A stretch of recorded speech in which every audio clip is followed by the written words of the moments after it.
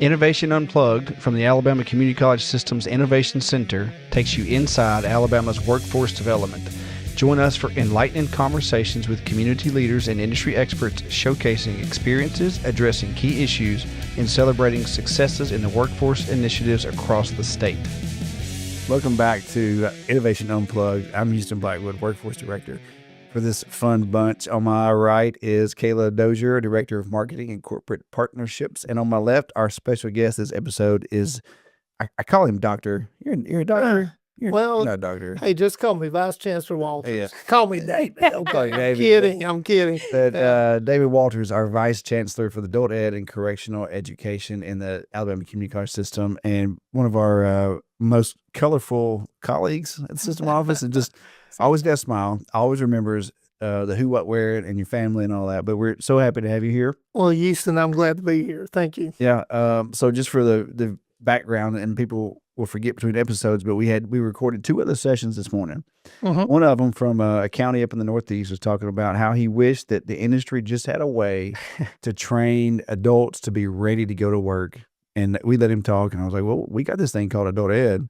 It would work pretty good. And in the last one, Donnie Jones from West Alabama Works was talking about how all the colleges, all of workforce needs to have that warm handoff approach of adult ed and taking people from where you find them to the next step and literally hand them to the next people or the next thing rather than just giving them something and sending them on their way. And so knowing that you were coming on, man, and knowing how passionate you are about all those things, I thought, well, that's a beautiful segue. So give us a quick intro about who you are and what adult ed does. Well, I certainly think that's a great connection there. And Donnie and I are great friends. And it's been many years I've worked on him to actually see the value of adult education. Yeah. And he certainly has. And adult ed fits many pieces of the puzzle out there. You know, we're the ones that help individuals go back, get a high school equivalency, and we've got a lot of other programs I'll get into in a few minutes, but I just want to share quickly a little bit about me. So I've been in Alabama for 11 years now as Vice Chancellor of Adult Education and then Special Projects and Corrections Education. So I've done a little bit of everything. I've got probably over 30 years. I'm a little old, Kailah, compared to you. So.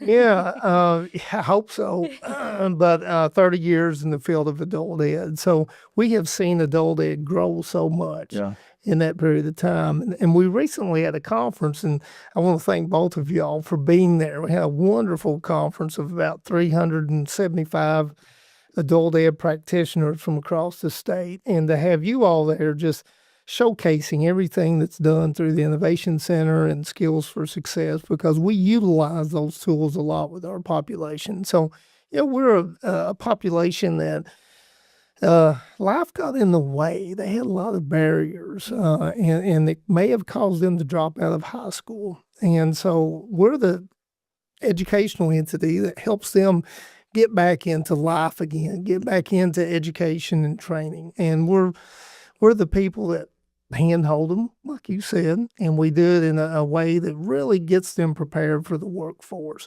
So we've got a couple ways in Alabama to help someone get a high school equivalency. So the first one is the GED, General Educational Development Diploma, and certainly that's something that's really recognized nationally. And sometimes all people think we do is the GED. We do so much more than that. Yeah. But I do want to talk about the GED real quickly. In the state of Alabama, we produce probably around 4,000 to 5,000 GEDs a year. And that's for individuals who certainly have dropped out of high school, and they may have been out 10, 15, 20 years or more, and they go back and get this equivalency that will help them be more employable. We also created something back in 2016, 2017 that we just codified in law this session called the High School Diploma Option Program. And that's a program where we can help adults who have dropped out of high school in Alabama and have at least 10 credits, build credits to get an actual high school diploma from the last school they attended in Alabama. Oh, wow. So it's not an equivalency, it's an actual high school diploma. Now, that was codified in law through the REACH Act, and that's the Restoring Educational Attainment for completing high school. So that's a program that We had a lot of support, bipartisan support from both the House and the Senate. So it went through with flying colors, and That's very what you proud just of signed them. for, right? That's what All we the just signed pictures. for, all the Yes. pictures. Yeah. That's amazing. And Boone was really a driving force politically to help us get that through as well. And Matt Woods, Representative Woods, it's now Senator Woods, and certainly he's been a big supporter of adult education over the last few years, and we really appreciate that. Where's his region, Matt Woods? Is it over in Gadsden area? He's over in the Bevel area. So, yeah. Oh, the other way. Okay. Yeah. He's over in that I area. remember seeing he was on the board for a minute. He was several years, and Matt's just a good friend and does a wonderful job. Certainly as a board member for the community college system, but as a representative, and certainly he'll do the same as a senator. So we appreciate him. That's a really that high school diploma option. That's a huge deal. It is. And I remember seeing it come around, but hearing it bring it up now, like I've got a GED carries such a connotation. I won't say good or bad, but people, the GED is as a thing, but having a high school diploma is a different thing. That's really cool. It is. It is. So, will they run concurrent, or can you? Yeah, you can. We actually use portions of the GED assessment to allow someone to build credits. Okay. So the GED is accredited through the American Council on Education. So all of those individual assessments can be equated to college credit. And if we can give college credit for it, we can give high school credit, because we work that into the program that we have that, hey, it makes sense. If we can give college credit, doesn't it make sense that we ought to be able to give high school credit? So no nonsense. So we've done that. And we also use the Alabama Career Essential Program, the Mobilizing Alabama's Pathway programs. We also use ACT work keys and those things. We use innovation center classes. We also do integrated education and skills training, where we're combining academics, foundational reading and math with skills training. Is that the IET? That's the IET. It's the IET. Yeah. So when I was a teacher, my first year of teaching, 2004-05 school year was the first year of inclusion in Alabama, I think nationally. So I had to, and I had not been trained on dealing with non-traditional students. I dealing with teaching non-traditional students.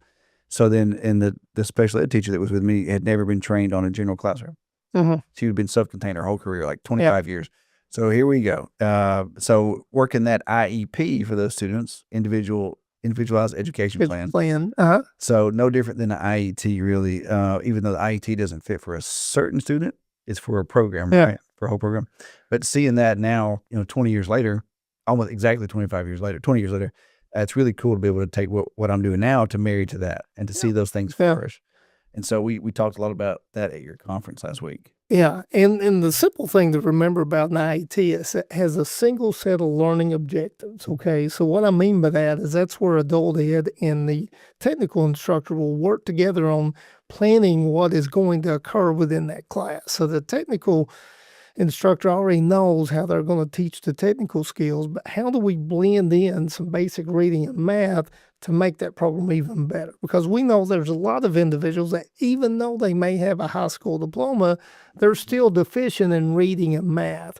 And that's another issue that we have in our state, and it's national as well. We have a lot of individuals who, even though they have a high school diploma, they're still not reading and doing math at the level that will help them be successful in the workforce. You're right. At Calhoun, when I worked there, we had a line worker program. Yeah. The best thing I ever did for that program was to get them involved with adult ed for that very reason. Because those boys and girls had to do some math at some point to figure out like the amperage and volts, all that conversions. And it wasn't hard math, but like if you didn't pay attention and you went to school that just passed you on through, and convert, algebra was tough. Yeah. And so getting rid of the X, getting rid of the letters out of math is tough. But what they did, and it improved a lot. And there's some boys and girls that didn't need it. Yeah. And Dana and her team up there were really good. And Wendy and Mindy at the time were all good to let folks go through who didn't need anything. Man, the ones who we captured made a huge difference. Yeah. And we focus all of our students on career pathway. So not only we're preparing them for a high school equivalency or just basic academics or the ability to read, write, speak the English language. We work with a lot of individuals that are English language learners. But all of those individuals get skills as well. So employability skills, skills to pay the bills, as we call them, those soft skills that certainly they need in order to get a job and keep a job. And then we also work in, like we said earlier, the technical skills. How do we work that in? And then certainly digital literacy. We certainly use a lot of electronics. We're doing it right now, but many of our population, they're not used to using technology in the way we're using it. So how can we help them do that? Because that's a skill set that the workforce needs. And so we're focused on that as well. So adult ed is really part of the workforce ecosystem. Really aren't, and we keep growing. Yes, absolutely. Even with Donnie Jones talking about all the things that he does and what they offer through Skills for Success, it is literally woven in to every single thing that we're doing. And when it comes to that high school option, I know it's new, but you guys have been working on that for quite some time. And so for the awareness piece and the outreach piece, obviously, any of our students that come through a Skills for Success program partnering with adult ed, we would want them to know. Absolutely. But I know that your team is looking for different outreach opportunities, so we would love to support that as well.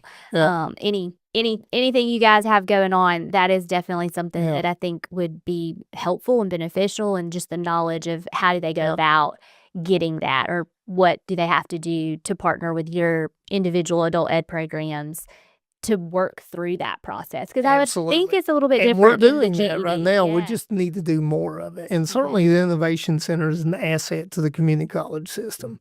You really add a lot of stuff that we need, and we need to do it in a very accelerated fashion, especially for our adults. They don't have semesters and years to complete things. They have weeks sometimes. Because So that comment you made, where I'm always looking for the title of every episode, and Sydney gave me creative rights to help her with that. But having the skills to pay the bills, you like that? I love that. Do you use that often? I do. Okay. I do. Well, I'm gonna use it, but I think that's important because you talk about that timeliness of having a paycheck. Yeah, just getting that first paycheck in. That's right. Like, my gosh, I remember there was a time not long ago I was unemployed. When I got that first real paycheck, it was like my world changed for a minute. Absolutely. Until I paid those, and then I needed another one. But man, like, having been in that situation, knowing the importance, and I had a degree, I had papers to fall back on, and I had some skills, not many, but if going from nothing to having something, man, that changes. It changes lives. It makes life better. Not to be cheesy. About certainly that, those incumbent workers, we work with them as well. We know a lot of our adults are already working. So what we want to do is be flexible in our service model. So we certainly have face-to-face classes that can occur during the day, but we have things in the evening. And we also have a lot of what I'd call virtual classes as well. So it's the traditional online classes, but it's also, we have virtual classes where we have almost like a Zoom meeting, but we have a teacher that will get a group together. And man, you can get a lot of things done in a Zoom class, just like you do with a Zoom meeting. So certainly we utilize technology to our advantage, because what we're always trying to do is serve more people, but serve them as efficiently as we can. And that's something I struggled at when I worked at the college with. It felt like to me at the time, and it was, I think, a misperception that everybody had to get everything. Like if I said, hey, here's my whatever class, hand it off to adult ed, that everybody's going to have to do everything all the time. And and I saw guys too that even I was partnered with ATN to serve that needed some adult ed services. Yeah, and we can do that. Yeah, and so. And thinking about that, this new horizon that we're coming around, and maybe I'm spilling the tea on this, but having like a really more collaborative, master approach from adult ed from the start, for a person's journey, all the way over here to ATN where they're learning some advanced stuff, and what all of this is in the middle. And how they jump in and jump out where needed. And I think that's the puzzle right now that none of us really know, because we've never said, hey, let's actually do this. Yeah. Let's actually make it happen that way. I have no idea how it looks. Well, it's like an educational highway. You got on-ramps and off-ramps. So certainly those are things that we can support in adult ed, and certainly you all as well. So by working together, we can give everyone that comes through our doors what they need and do it in a very timely way and really in demand. There's a lot of programs that we offer that's just in demand, and you can enroll in adult ed anytime. You don't have to wait till beginning of the semester. You can enroll anytime you want to. And you guys have a lot of credentials. We do. Like a ton of. I mean, I say, Glad you mentioned that. well, I was looking at your notes. I stole your thunder. You actually prepared for the show. You're stealing his I did notes. not. Cool. That's okay. It was a good segue. I don't look at them anyway most of the time. But you talked about that, those on ramps and off ramps, and those off ramps can be. I've got a certificate now. I'm off for a minute. That's right. Let me do my thing. So talk about that process that you've seen around the state and how folks come in with nothing, get one thing, two things, and move off, and then come back. That's right. Tell us about that. Yeah, I'd love to. So I'll do it in the sense of a decade of progress. Okay. If you remember at the conference, I kind of shared that with our adult ed practitioners. So if you go back to 2014 in the state of Alabama, we were mainly focused on GED only. That was it. Now, we did do a little work keys and stuff, but it wasn't much. Fast forward to today, not only do we do GED, but we do the High School Diploma Option Program. We also do English language civics education, which is a whole different animal that I'll get into in a few minutes. But we also, the skills and the certifications that we do, we weren't doing anything back in 2014. Today, we're doing about 29,000 certifications a year. Okay. From all the different people. That's right. So now you could have a person that has multiple certifications. Yeah. So it's not 29,000 individuals necessarily, but it's individuals that have multiple certifications that they got through adult ed. So ServSafe, OSHA 10, those type of things. Also MSSC, that program. Certainly For the we do all manufacturing that. certification. CPT, CLT, CLA. We can help with all that. So we do that, and then we have North Star Digital Literacy. I mentioned digital literacy earlier, so certainly that's a very important piece of what we do. We want to make sure that people have digital literacy skills, but we got to have something that demonstrates that they have those skills. North Star Digital Literacy is an assessment that allows us to show an employer, hey, this person has digital literacy skills. I'm going to show you something. Your people out there showing off. So James Williams at Bishop State. Bishop. You know James Williams? Yeah, I do know He James, works with Brad Wallace, and he does all kinds of stuff. That man is wild. All the stuff that he knows. But he sent me this thing yesterday on his Google site, and I've never done this on the show, but you mentioned North Star, so he's got this whole plan. And so Forklift. you know, we for do fork- forklift certification. and maybe I shouldn't be showing this because maybe it's not ready, but all the things that he was showing off was all the different steps, and I was blown away at how detailed all this stuff is. But I saw the North Star on there, and I knew I meant to ask you about it. But like when you look at this, like this is a couple weeks worth of work, but they get about 10 different certifications in those 10 certifications in 2 weeks. In 2 weeks, And a forklift, and then eventually maybe a CDL. Yeah. And we also digitally badge things as well. So there's certain things that shows that you've got a skill set without having a full certification. So those badges can certainly build up into a certification, but a badge alone could be enough for an employer to go ahead and hire someone. So I think too, like in the midst of all of that, I guess is the space to talk about these things. But with all of the certifications and badges, when we talk about in our world, everyone's like, oh, yes, that is great. But when and where are they getting jobs, and how are you tracking them? Yeah. And so I think I don't know how you described it a second ago, but as we're kind of moving into this new world of partnership and having a seamless transition through all the options that every community college across the state has, that we work truly as a system, capturing those jobs, the outcomes, Yeah. all of that is such a big topic of conversation So right important. now. Yeah. And I think it's good, and it will continue to be a topic of conversation. So how do you feel about all of that, or what does that look like for your world of Yeah. tracking? So adult ed's been tracking information for decades. Yeah. So, and we've gotten really sophisticated Okay. at it. So at the federal level, we have certain measures that we have to go by. We have something called measurable skill gains and the educational functional levels. Those are gains that shows that a student is going to the next level. And those measurable skill gains can be done through multiple ways. It can be done through assessments, through achievements, certifications, through completing an IET, through completing a Skills for Success course. Okay. Those type of things will help them gain a measurable skill gain. We also have an employment goal that we have to have. So many of our students that we serve through adult ed has to end up in Got it. employment. Okay. Okay, so we do data matching with the UI records here in Alabama. And then there's also something called the State Wage Information System. We data match with them as well. So the Department of Commerce, which is now called the Department of Workforce Yep. here in Alabama, does that matching for us. Adult education is Title II of the Workforce Innovation Opportunity Act. So you have Title I, which is operated by the Workforce Cabinet, which is Wagner Pizer, out of school youth, some of those type of programs, adults, which is different than adult education. But those are more training programs or funding sources for training.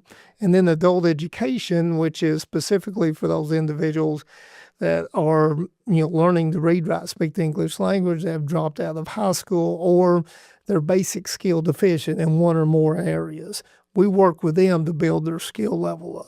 And then you have Title III and then Title IV. So Title III is Wagner Pizer, which is unemployment insurance, basically, is what we used to call that. And then also you have Title IV, which is rehabilitation services. So we work very closely with those partners. And we have other partners as well that's not part of the big WIA, but they're under WIA. So like the Alabama Department of Human Resources, we work very closely with them on a couple funding sources and programs. So we have TANF, Education and Training, and SNAP, Education and Training. So we get funding for individuals that are TANF eligible and SNAP eligible that we serve through adult education and get them placed into employment. So we get additional dollars coming into the system for that. Remind me what TANF stands for and SNAP for the audience. Yeah, so TANF is Temporary Assistance for Needy Families. That's what we used to call welfare, if you remember that. And then SNAP is Supplemental Nutrition Assistance Program, which is what we used to call food stamps, okay?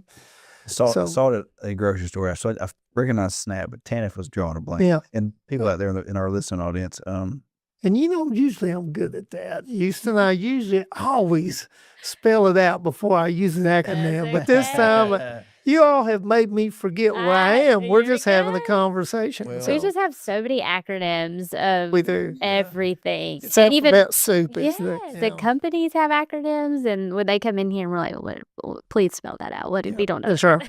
I gave a presentation one time at county, and it was about the COT and the COP and the CLA and the MSSC, and they were like, Gosh. "What are you in ATN? What are you doing?" And I'm like, because I just had it up there. Yeah. I was talking like they knew what I knew, but Like RTW, Ready to Work. And Ready to Work became ACE, which is Alabama Career Essentials. So the ACE program is what was formerly called Ready to Work, but it's more of a virtual program now and very dynamic. It's built on the same platform as the Skills for Success programs. So it's a good program. It's really good. I think as we move into the next 6 months, a year, and we mesh those more consistently, Yeah. the skills and the ACE, it's gonna be really good.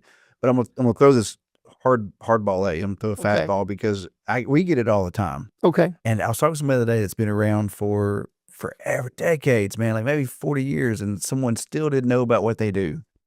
And I'm like, how have you been around for 40 years and people don't know what you're doing?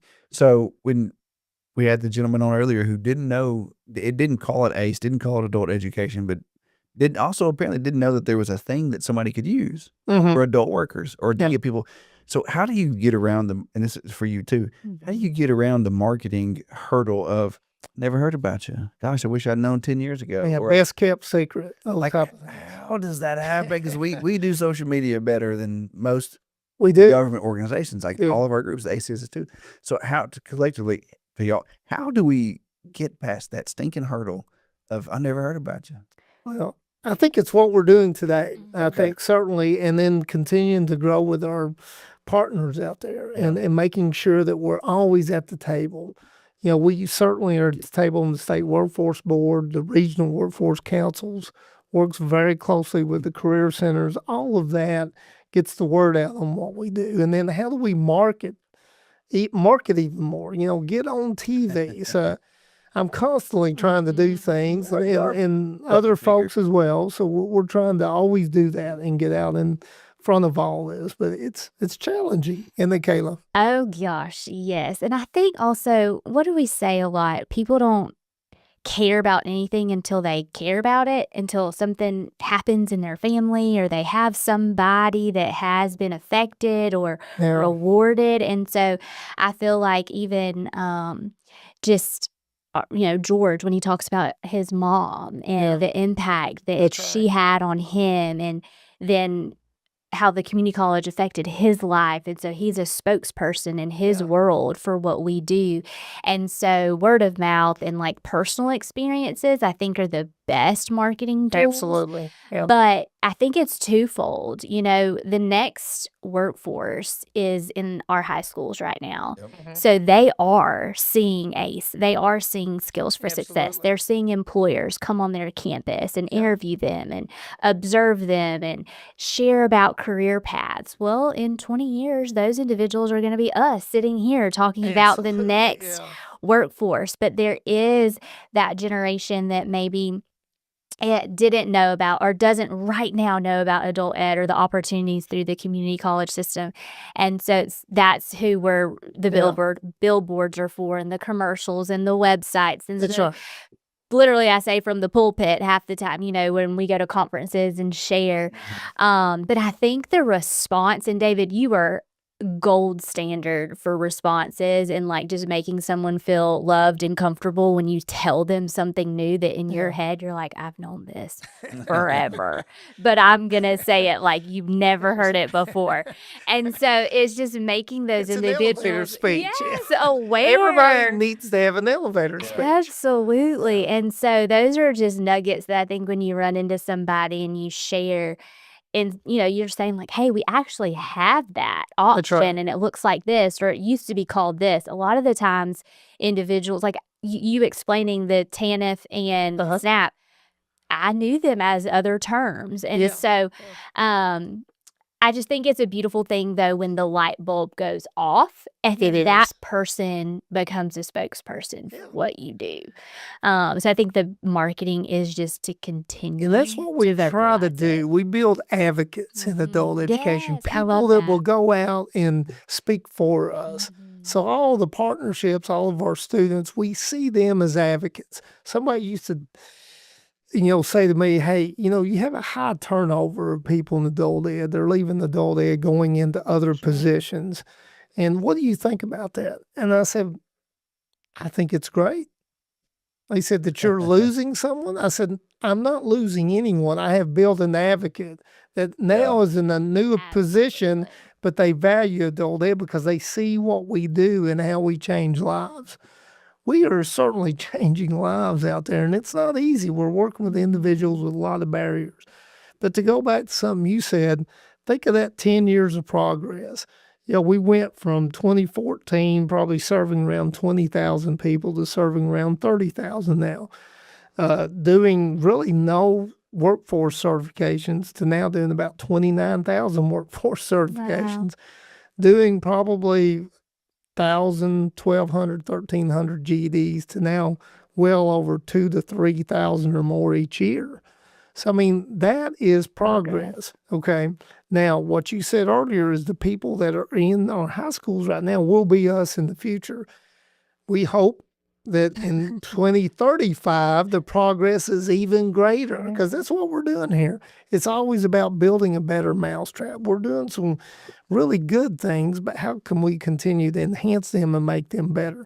And that's what I like about all of us working together, because we're really hand in hand on this. So It is going to be progress. I say this all the time. My little girl is 2 years old, and I feel like one day she's going to be like, Mom, I just got back from my space shuttle. What are you been doing? Like just the thing, we have our phone, and I talk to my dad, and my dad's like, my phone keeps going off. What am I doing wrong? I'm like, Dad, just bump the thing down, that's right. But what is my little girl going to tell me of like, Mom, That's right. just do this? Yeah. There's no telling what it's going to be like. So that's a great point. How do you know when you're taking students from wherever they are, when life stopped them, hit pause, and you're taking them to what you have now, but knowing that it's changing fast. Yeah. And wherever they go work, like there's some guys from Wallace Hansville, Living Free. They started them great, Adult Ed, Patty Wilkins, and April McRock. And one of them texted me, he was like, hey man, I did all your excavator stuff, all your heavy equipment. I got a job working maintenance at a manufacturing facility, but those trainings got him the job. Odd. He said, how do I need more training? Yeah. Industrial maintenance. He wants to go back to school. So thinking like, how are you going to push them forward to something else, but knowing that whatever you have available is not even ready yet. Yeah. Do you ever think about that? Well, we do. Certainly, we're always thinking about the future and what is the future going to look like. I've got a team of my folks right now in Montgomery that's going through some scenarios like that. What does adult ed need to look like in the future? Sure. And how can we gain efficiencies? We're doing some really good things, but how can we go from good to great? And what would it take for us to do that? And how can we do that? Maybe it's not always more staff. It's not always more money, but it's using the staff and the money that you have right now more effectively and efficiently. We just did that, man. I use the word maximize our budget. Yeah. Like hard. Like really, we maxed it out. It's tough, isn't it? And so we kind of looked around, and we started about a year ago looking around, and we realized that day was coming. And so we finally did, and we had to adjust some things. And we brought the colleges in and said, hey, 7 of them, how's this look? And they helped us, and then we rolled it out to all of them yesterday. Yeah. But we had to make some adjustments to modify, to make better use of what we have. Absolutely. So we can keep going faster, knowing that there's a lot more coming that we've not even seen yet. That's right. We're not even heard about or been asked to do. And including our process of expanding into working with Adult Ed on building those things together, but also expanding and rebuilding some ATN stuff. That's right. So now like when here, and this is what's crazy, maybe I've been late to the game, a person comes into Adult Ed, whether their on-ramp is, and they see the same process, the same look for every course, everything they do looks just about the same, and then they get a job, and then here comes ATN having the same dang format. So like, how comfortable is that for that learner? Like, it's new content, but the environment feels the same. That's right. Now, if that's Because they're used to it. if that's not what we're trying to do, then I'm out. Right? Like, not really. I don't quit, but I'm saying like, why are we not trying to make it as seamless and consistent for that person, whatever the ramp, all the way into the Absolutely, I agree. And so they're hearing all that stuff and not having any clue what's coming next. It feels like that's what that future looks like, is a seamless seamless option. Something else you said, it's kind of inclusiveness. It's hard to argue with what you help create. Remember, it's hard to argue with what you help create. And if we get more people in part of creating what we're doing together, so it's a together thing, and we're not just pushing something down to the colleges or pushing something on someone, but we've got them part of the creation process. It's hard to argue with that. And they're going to utilize it, and they're going to utilize it to its fullest potential.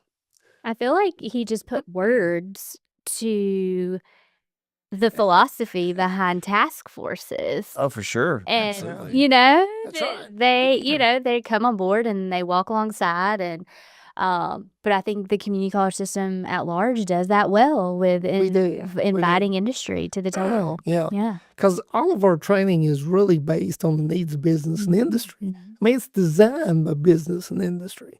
So it's incumbent that business and industry, when they're part of it, they're going to hire from it. Oh gosh. Because it doesn't make any sense if they don't. If Sure. they're going to be part of something, but they don't hire the product, Yeah. then shame on them. And I think we are seeing that our companies are buying our product and they're loving our product. Love it. What do you think if you could pull out adult ed outcomes? What is the economic impact of adult ed programs? Yeah. Like in terms of like for the industry, for the people, for whatever. Like what do you think, man? Like in dollar figures. Is there any way to track that? Well, there's not a specific way necessarily, but I will tell you this: someone without a high school diploma is more likely to be in trouble and be incarcerated. They are more likely to have health problems. They're more likely to be transient, in and out of jobs. They're more likely to do a lot of things. Someone with a high school equivalency or a high school diploma or higher has more chance of being successful. And they earn about $10 an hour more than someone without, 7 to 10. With our economy now, it's probably around that figure, but we'll say $7 to $10 more. Think about that. That's really, over a lifetime, that's millions and certainly for our population, billions of dollars. We've got right now in Alabama, and at one time Alabama probably had close to 1 million people without a high school diploma or GED, and then down to around 500,000. Now we're around 321,000. We have reduced it that much over a decade plus. But certainly that's a game changer when you are changing someone's life like that and getting them back into the economy. I mean, someone without a high school diploma that has dropped out, some of them could be working, but there's probably not a lot of jobs that's going to hire you unless you have a high school diploma. What I tell people all the time is the most recognized credential in the workforce is the high school diploma. Yeah. Think about that. We don't think about that always. We think about other certifications. But if you look at what most employers require, what do they require? At least a high school diploma. Minimum. So minimum. So that is a workforce certificate, isn't it? Mm-hmm. Adult ed, unfortunately, doesn't have workforce in our name, but we have workforce in our DNA. So what we do as people and how we are helping others, it's all about workforce development. And certainly economic development. When you're talking about, when you change someone's life, an adult, you're changing the life of their children. You mentioned your child earlier. Your child models every day after you, and certainly you're able to provide for your child. So if we can get more people in the situation of providing for their families and their children and have a good, safe environment, then we're going to have more kids that's growing up with a high school diploma and with skills that they're able to get into the workforce in Alabama. So I think we see that changing even too with, I don't know what the formal name, but now high school students can get a workforce diploma. That's what it is, where they can, forego certain English or math or whatever it is that would allow them to have a workforce diploma. And so even with that, we see school systems kind of changing that approach and that narrative. So more people do have high school diplomas. That's and they're already setting themselves up for that next, example or whatever that looks like for their family. Yeah. And so we always say we're constantly working ourselves out of a job, but what a beautiful picture that would be. Absolutely. But there's obviously humans, and we're always going to have different things that we're working on to improve. And so all of that, I think, to say working together That's right. makes Alabama, our nation, our world better. And so I think the coolest part about our jobs is that we get to see that on so many different levels, and being a part of the community college system lends itself to seeing those stories being written. We get to see it when it's born. Yeah. We get a lot of times in our jobs, we get to see the idea be born. Yeah. And then it become like a thing. And then you have actual people who've done the thing. Yeah. And that's really cool. It's about planting seeds and then watering that and seeing it germinate and see it become a plant and continue to grow. Yeah. And you got to keep watering it, or that will die on the vine, and we certainly don't want that. So it really takes all of us working together to help people be successful. And it's so beneficial when you see that. I mean, some of the stories we could all tell on students and their success. That single mother that went back, earned her GED or high school diploma, who now went into one of our welding programs and now working at Austal or Ingalls or somewhere else making thousands of dollars. And certainly that's life-changing. And we do that constantly through Adult Ed, through the Innovation Center, through every service that we provide through the Alabama Community College system. And I haven't even talked about corrections yet. Well, Think about that. We've got about 5 minutes for that there. So, and it's it's part of your title, but some of those programs we've worked with Ingram a lot. Yes, and they do a wonderful job. So give us a spiel, man. Like, you got all kinds of crazy stories there too. I mean, just wild successes. Well, certainly President Funderburg and her team at Ingram is doing a really good job of serving the state correctional facilities and those individuals that are incarcerated. And we have a lot of individuals that are, being paroled out and going through a day reporting center, which Ingram State takes care of that work as well. So a lot of great things going there. And then we have a lot of jails in our communities, and our colleges and our adult ed programs are serving them as well. And then so we're constantly looking at ways to help those individuals that have justice involved, is what we like to call them, instead of, ex-felons or, incarcerated, justice involved individuals. So those are individuals that we're constantly looking at, not only serving as they're getting released or while they're in prison, but how can we do it at the beginning where they never get sentenced to prison? How can we work with the court system? And we're doing that in many cases through drug court and other local court systems, through adult education and through other areas of the college system, to get them into training that will then lead into sustainable employment, where they can pay restitution, pay child support and other things, and then judges will reduce their sentence and their time if they do that. So if we can start getting it on the front end, we start reducing the pipeline, the people going in to incarceration. So we're trying to look at ways of doing that. And I think you all were part of the group that met with Chief Justice Sarah Stewart and her team recently to talk about opportunities there. The Reconnect Academy. Yeah. Which is crazy. I watched Shawshank Redemption at the beach last week, one night, and watching those guys, Morgan Freeman's character, get out and go work and ask permission to go to the bathroom. Yeah. But what I was going to is I went out to my car and the key was in my pocket and I just touched the doorknob. Yeah. And it unlocked and lights came on. Like, that's going to blow somebody's mind if they've been inside a facility for 10 years. Oh, absolutely. Or just smartphones and whatnot. So, so that's a skill set that we are training on. So before they get released, we're making sure they understand how to navigate the world when they get released and use technology, because at the end of the day, a lot of companies, your resume and your job application will be done on your phone. It's not going to necessarily be done the old-fashioned way. So certainly, how can we prepare our individuals that have been incarcerated to be able to navigate that new system? And then also just emotionally, when they went in, they may have been married. When they come out, they may not be married anymore. And their kids may not be kids. They may be grown, but they still owe back child support. So what happens there? There's a lot of barriers right there. How they deal with that? Well, we try to help them emotionally, mentally to deal with that. And then by getting them into sustainable employment and get them where they can get their feet up under them. And you got to do it with a job higher than just, in the retail service or in the fast food. So you got to do more than that. Something with some satisfaction to it. Absolutely. Yeah. And that's where Skills for Success, Adult Ed, hand in hand comes into, and getting them in and placing them into really good sustainable wage employment. Yeah, I think, and that's our a living wage is what we call it, sustainable wage.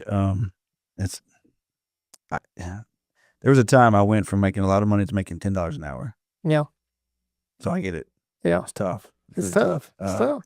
And we've got some supports out there to help that population. So we created a program through the Alabama Department of Human Resources that we call Next Step. And we've got Gary Weaver in our workforce division kind of leading that. And, you know, Gary has a lot of energy, great guy, wonderful. And boy, he just, Absolutely. you turn him loose and he'll take off with it. So it's a program. It's about a 3-month program. It's a subsidy program for an employer to hire someone who's formerly incarcerated.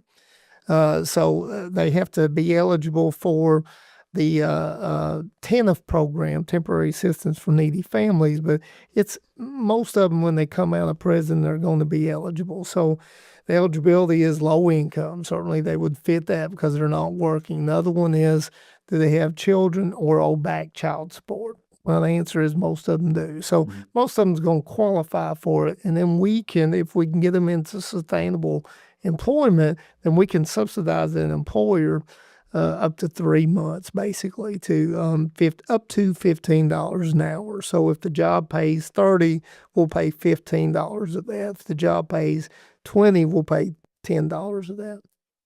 What's impressive, and that gives them a chance to Gives them a chance, take opportunity. an opportunity for the student coming out, but for the company to take a chance on somebody That's right. to give that student a chance to earn their place back in society. You know, That's right. That's right. That kind of grease those skids for them. Because, you know, we feel confident that while they were incarcerated, we've given them the skills. So when they get released, they have the adult ed skills or the technical skills. What we can't always guarantee is because they are an ex-felon, an employer will take a chance on them. So we work very closely with a lot of employers out there that do, but we need more. And we have employers all the time saying, yeah, I would, but they don't. So this might be a way to incentivize those employers that are thinking that they would and they might want to try it, but this would incentivize them to do it. So we're trying to do some things creatively and in innovative way to help our individuals that are formerly incarcerated get into the workforce. So Yeah, the word that keeps coming back to me is seamless. seamless, yeah. So Seamless transition. yeah, Because we're all serving the same employers. And so it's like, how do we give them this whole package Yeah. at one time? You know, or is that kind of too much and there's space? There's different people at every company that handle different things. And so it's kind of like, I honestly don't incorporate anything into my world unless I fully understand it, right? And it takes time to understand all your resources and what's out there. So I think that we've done a good job with the system, but when it's on our lips on all different departments, it makes that seamless transition Mm-hmm. a reality. of reality of yes. Let me share another program with you. Just since I'm talking about corrections, about a year ago, I got to know Commissioner John Helm of the Department of Corrections. Just a great guy, but I'd never met John before. So I went over and introduced myself and got to know him. And I was telling him what I do and what we do in the community college system. And certainly he knows what Ingram does, but we're always looking at ways to improve and enhance what we do. So one of the things I always try to do is what's in it for me? Because if I go in saying, hey, I want you to do this for me, it's really what's in it for them. Okay, so you got to sell them first on what you can do for them and help them be successful. So a question I asked Commissioner M is, what keeps you up at night? You know, doing this job, what is that? And he said, well, it's about safety and security. And I said, well, what does safety and security mean to you? Safety and security of the general public, safety and security of the inmates that I'm responsible for, and making sure that society, certainly as we can release them, they can go back into society in a very safe way, an orderly way. And I said, well, what's the key component for that? He said, well, one of the key components is actually correctional officers. I said, well, tell me a little bit about that. He said, well, in Alabama, we have safety and security officers, and then we have correctional officers. Well, correctional officers are almost like a police officer. Mm-hmm. They can actually write you a ticket. So just be careful if you ever pass an Alabama Department of Corrections vehicle. Certainly they could do that. I'm not saying they will, but they could, because they are a police officer. Safety and security officers are not, okay? So they don't have the same abilities and they are not able to carry a gun and other things like that. Now, they do play an important role, but they certainly are not at the same level as a correctional officer. And I said, well, are you able to transition your safety and security officers into becoming correctional officers? And he said, well, for some that are able to do it, but there's a lot that are not. And I said, well, what do they need to be able to do? And he said, well, they need to have physical ability to do so many push-ups, to run a mile in a certain amount of time, to have physical stamina, because all of the doors and everything in the correctional facility is very heavy. So you got to be in really good shape. And I said, well, what else besides that? And he said, well, academically, they got to be able to write reports that will stand up in the court of law. And you got to be able to read and comprehend what you're reading. You got to be able to write well. Okay, guess what? We can do a lot of that in adult ed. The physical training we had never done before, but we are now doing it. Oh, wow. So we created a program called Activate. You've probably heard me talk about the Activate program. Just last week, we completed our class with our 100th individual. So think about my conversation with the commissioner was in probably February, March of 2024. We created a course, had it rolled out by August 2024. So now you fast forward to July of 2025, we've had 100 people go through that. Wow. Of that 100, we've had probably about 70, roughly 60 to 70 that have went through the academy and completed it, okay? Maybe only 2 out of that did not. So that's right there is a 98% success rate. The other 34 or so that just completed the program last week, we had several colleges doing the programs over the last week or so. They have completed those 34 now in the academy, and we feel confident that those 34 will complete. So these individuals went from being safety and security officers at the level that they would probably never become a correctional officer. We got them in both physical and mental shape, academic shape. Now, when they go into the correctional academy, guess who the top students are in the correctional academy? Wow, the students. Many of them are the ones that went through Activate. So it's been a perfect partnership relationship. Those are things that started in just a little conversation. Mm-hmm. Wow. What matters to you? And so always think about that, because sometimes we go in as educators and we're always wanting people to do things for us. We need you to refer people to us. We need you to do this, do that. If we go to them and start getting to know them and knowing what their problems and challenges are, and we're able to fix it, we've taken a different approach to that. And now they see us differently. They see us very differently. That's why you have people saying, hey, we need more adult ed doing things, because they see adult ed differently now. We're not just the GED people. We're not just high school diploma people. We're people that can help solve problems, and we do it together by working together. Final thoughts are just, I think that we still have work to do, as much work that we've put in. There's always new opportunities to share what we have to offer. And so just thank you for being on today. Thank you. And sharing about your work and what you do and what your team does and how you support the system, the community college system, and obviously our state, and all the hard work that your team does. Well, I appreciate that, and I appreciate you guys. If I was to summarize real quick, adult education is not remedial, but it's transformative. So remember that. Couple things I wanted to say about you guys and what you do in the Innovation Center and Skills for Success. The model that you have is really proving that speed, relevance, and support equals impact, okay? Just think about that. You are very impactful for residents of this state, for the economic developers in the state, and certainly for overall workforce and economic development in the state of Alabama. And I really feel like Alabama's leading the way when it comes to innovation, creativity, and all that. So, and we're doing it together, aren't we? Absolutely. It's fun. It's a fun ride. That's right. Any final thoughts from you? I just have more questions. how to make it work. Time's up. But time's up. Yeah. No, like more questions on what's next for us as we walk out of these doors and take these ideas and these feel goods into, okay, well, here's how we really make that happen for these groups. And we will. We will. And We will. It's just taking time. I think the next 6 months to a year, we'll see a huge shift in how things think are so. done. Yeah. I thought a year ago we'd be doing something on the national stage with Skills for Success, and we have twice, 3 times now, actually. So I think in the next year we'll see like that seamless transitional highway for our students. I agree.